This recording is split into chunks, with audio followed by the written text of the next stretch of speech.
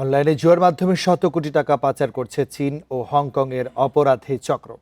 রাজধানীর বসুন্ধরা আবাসিক এলাকায় অভিযান চালিয়ে সংঘবদ্ধ চক্রের 4 জনকে গ্রেফতার করেছে ঢাকা মহানগর গোয়েন্দা পুলিশ।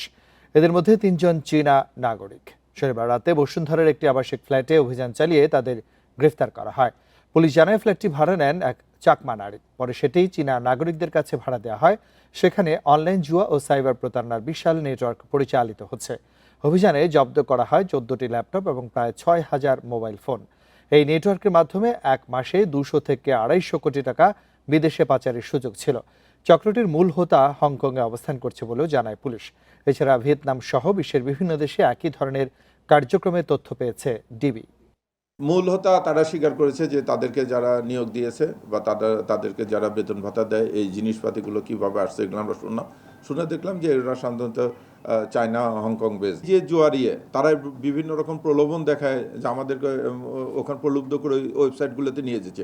নিয়ে যে কি হচ্ছে এই দেখেন এই ওয়েবসাইটে সে সারা রাতে আমরা যেভাবে দেখলাম যে কয়েক কোটি টাকা আজকে রাতে ইনকাম করতো।